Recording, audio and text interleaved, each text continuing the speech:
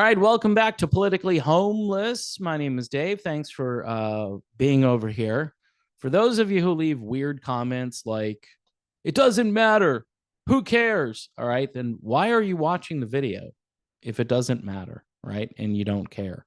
Why bother? What am I supposed to do? Just come on here and say, it doesn't matter. Okay, a lot of what I say actually lines up with it doesn't matter. For instance, I think this is the least important election of my lifetime because the two major political parties have put up really the worst candidates they could put up. Even though Kennedy just teamed up with a Silicon Valley heir to an oligarch's fortune, right, as his running mate. People are even saying that at least he's got money now. He doesn't have to worry about fundraising and so forth. And was I happy about that choice? No. She's talking about climate change and food stamps. And I'm sitting there going, you need to get some conservatives over. People already don't trust Kennedy. But here's the deal with Kennedy, right? And I just wrote this piece for the Wall Street Journal. I'm sorry, just kidding. I didn't write for the Wall Street Journal, but this is Wall Street Journal quality, except it's over on Twitter or X, right? It's on X. I have to just call it X and just move on with my life. But the title of the piece is "If Kennedy Does Well, Trump Wins." So you Trumpers are going to love this. See, I'm not anti-Donald Trump. Well, I'm not voting for Trump. After listening to a guy like Mike Termott, it's like I just got a piece of the best quality steak in the world, and I'm going to go back to, 70% ground beef or whatever after listening to that message, which was just fantastic about reducing the scope and size of government and getting rid of government agencies. Man, that's exciting. That was like a couple of cans of Jolt. Remember Jolt? The stuff I don't even know if they still make it. They probably do. But it was like 2 cans of Jolt, and I'm sitting there listening to him. It was great. His team actually reached out to me afterward and asked if I wanted to continue to help Mike. And he is one of several people running in the Libertarian Party, and their convention, I believe, is in May. So I'll be keeping a close eye on that. But anyway, the piece I wrote in the Wall Street Twitter X is as follows. If Kennedy does well, Trump wins. The exhaustion of this current election cycle is already more than most people can handle. And it's only March. RFK Jr., whether by design or by proxy, will pull votes mostly from Democrats. You don't hire a Silicon Valley progressive to court right-leaning voters. The announcement felt like the Hindenburg disaster of 1937. Oh, the humanity. I wrote that. Displaced GOP refugees were praying for an alternative they could support with a clear conscience. Those who support America's governor, Ron DeSantis, were trending toward Kennedy, but not anymore. Steve Bannon begged Kennedy to run for president. Despite his man Trump being MIA on the deadly COVID vaccines, Bannon wasn't worried that RFK would steal votes from MAGA, as if he knew in advance that this was a fait accompli. I knew things were bad when the promotional video for Nicole Shanahan zoomed in on her nose stud earring. Actually, it's just a nose stud ring. But normally it goes in the ear. A true dog whistle for conservatives, the nose ring is typically associated with progressive female members of the Starbucks barista team and not the vice president of the United States. And while younger voters now have a place to go, older folks were wincing when Shanahan talked food stamps and climate change. Sounds very liberal. And we know there is a huge constituency of progressive voters who will defect from the ailing placeholder, that's Biden, to the hip and trendy Democrat team of Kennedy and Shanahan. Add the corporate techie oligarch thing to the mix, and you've got the recent life and times of Nicole Shanahan. Yes, she's smart, but she doesn't speak kitchen table. She uses phrases like sustainable farming and climate crisis. The point here is that Miss Nicole, who recently divorced the co-founder of Google, may not be the darling of conservative voters. In fact, Kennedy made an obvious overture to disaffected Democrats alone. The two of them sound intelligent, but their policies add up to nothing more than philanthropic statism. The free market is only good if we direct it based on our progressive beliefs. The obvious winner here is Donald Trump.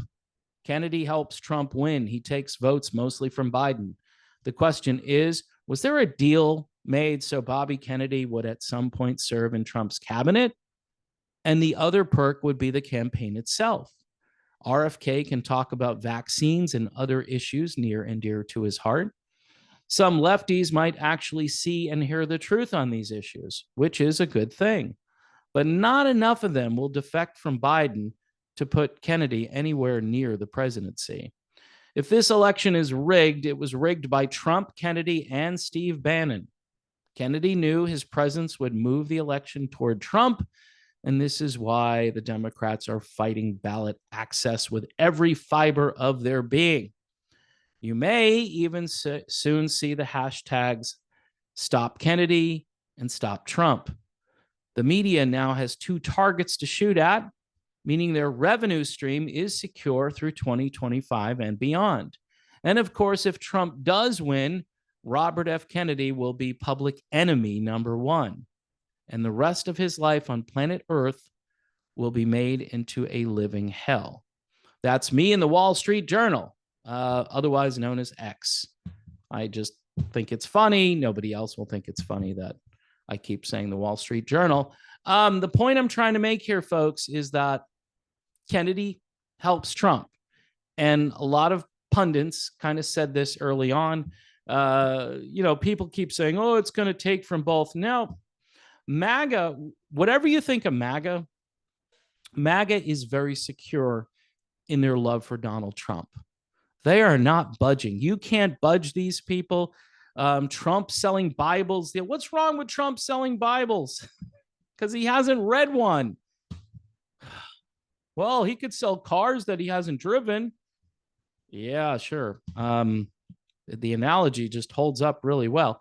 If you spend any time over on X and you read some of these things that people post about Donald Trump, after a while you just shake your head and you go, there's no way to dislodge them from their love of Donald Trump. There's no way you're going to do that.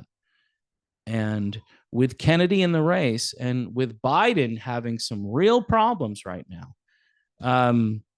he's just not addressing the things that people need addressed. And I thought, honestly, by this time, the campaign would do the whole triangulation thing and start to maybe learn from, the old master, Bill Clinton, back in the 90s. But maybe they don't want to win. Maybe Biden doesn't want to win this, right? And obviously, Trump, sometimes you listen to Donald Trump and you think maybe he doesn't want to win this, right? Because they're both very incompetent and they're both very old and they say stupid things, both of them. But here, Kennedy, who's actually smart, and his VP is really smart too. She's a smart person, but she's not going to pull votes away from conservatives. People are going to look at these two and go, hey, two progressives. They talk a little weird about vaccines and they talk a little weird about certain civil liberties things, but you know what? That's a ticket for me. Biden is old. And, even though Kennedy is around 70, he's in great physical condition. So people don't bring up his age all that much. But this woman is 38 years old. And so, is it a good move? I don't know. Some people are going to say it was brilliant. Other people are going to say facepalm, and I'm more of the facepalm person here, but here's the deal with RFK Jr. At least there's passion there. At least there's conviction there. The real conservatives are going to come at me. They're going to say he's a crazy progressive and he's had all these personal issues in his life. And I'm like, okay, but your guy is Donald Trump. So I don't know if you should use the whole personal problems narrative to push back against Kennedy. Kennedy is a super smart guy. And I haven't completely thrown him to the curb. But again, I'll feel better sleeping at night if I'm voting for somebody who I think I align with on most issues. It's not going to be perfect. Right now, I'm leaning libertarian, just like I did in 2020, and I should have voted libertarian. And by the way, for you people are going to say, well, you're just throwing your vote away, idiot. Here's the deal. I'll make this prediction. There's one guy who runs around saying things on whatever channel to me about these predictions that I make. Trump will win Florida. I live in Florida. Trump is going to win Florida. So if I vote for somebody else, it's not going to matter, right? If I was in a swing state, I'm sure all the Trumpers would say, don't do that. You're crazy. You're wasting your vote. I'm not wasting my vote. I'm sending a message. I'm saying, you know what? Whether that number goes up by 3%, 5%, 10% over how many years of people who don't want to vote for this two-party nightmare, that's a good thing. It's taking much longer than I would hope. And I'm going to be very old by the time that this whole monopoly of political ideology and thought is finally pushed aside. And it's going to take younger generations of people, not even people much younger than me, who are going to have to come through and fix what we've messed up. And that's the truth. And I'm sorry to say that, but it's my generation. It's the people slightly older than me. They're called boomers. Boomers seem to be very selfish people. They're not the greatest generation, that's for sure. They are people with lots of disposable income who are constantly complaining about their economic situation, but yet they have money. They just want to have more money. And I get it. I want more money and more freedom and more liberty. And so that's why I'm moving in that libertarian direction again. Plus, it's closest to what I believe. It's not perfect, but it's closest. I keep hearing you do you and I'll do me. And the 2024 election cycle is going to be about you just doing your thing. And if you vote for Trump because you're thinking Biden is a nightmare, I understand that. If you're voting Biden because you think Trump shouldn't be anywhere near the White House, I kind of understand where you're coming from. It's like a defensive move. I could never vote for Joe Biden. I could vote for Donald Trump. Say if Donald Trump, I don't want to even say this out loud, but say if Donald Trump picked Tulsi Gabbard as his VP. Knowing Trump's age, I would be really excited about a possible Gabbard presidency. And Trump, who brings no decorum to the Oval Office, would eventually have to step aside for Tulsi, right? Maybe even during his term, the one that he's supposedly going to serve if he wins, right? Maybe he'll just step aside. I doubt he would do that. But if there was the possibility that Tulsi Gabbard could be the president, I would seriously look into that. I would think to myself, okay, but I could still vote. Again, I'm in Florida. I could still vote for whoever I want to vote for. And so you guys in the swing states, and that's weird too. Our election is just decided by a handful of states. That's just wrong. Do I believe in the Electoral College? I do. But, we've gotten to a point now where people are just going to focus on certain places, whether that's, Ohio or Wisconsin or Michigan or Arizona or Georgia. Those are the places people are going to focus on. And your state, whether it's deep blue or deep red, nobody's going to give a crap about.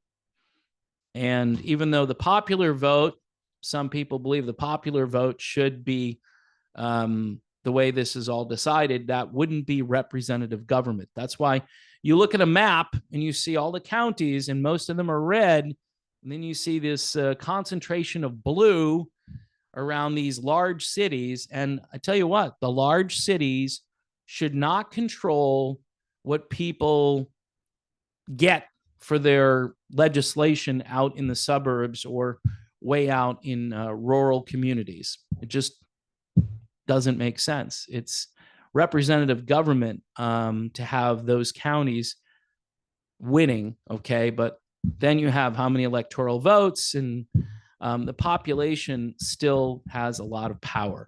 So I don't know, folks. This election is a big crap sandwich as far as I'm concerned. Check out the guy I interviewed. I know 130 people watched it. So embarrassing. Thousands of people should have watched that video.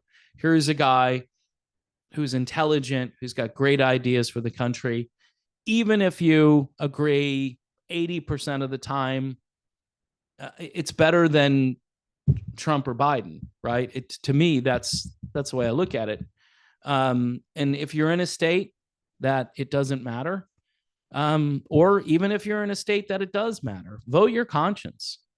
Vote who you believe would make a better president, and then leave the results to God, because that's it. That's all you can do. So that's my video on the topic. Good news for MAGA. Kennedy, I think, pulls way more from disaffected Democrats than he does from Republicans who don't like Trump. And I think there are probably more disaffected Democrats than there are disaffected Republicans. That's the way I look at it. I mean, the Republican Party, they're walking in lockstep with Teflon Don. And every time there's an indictment or a trial or a courtroom thing, Trump's numbers just keep going up. It's the greatest free publicity in the history of politics. And it's going to keep going, probably right up until election day. So anyway, you Trumpers can rejoice. All right. Thanks for watching, and I will see you soon.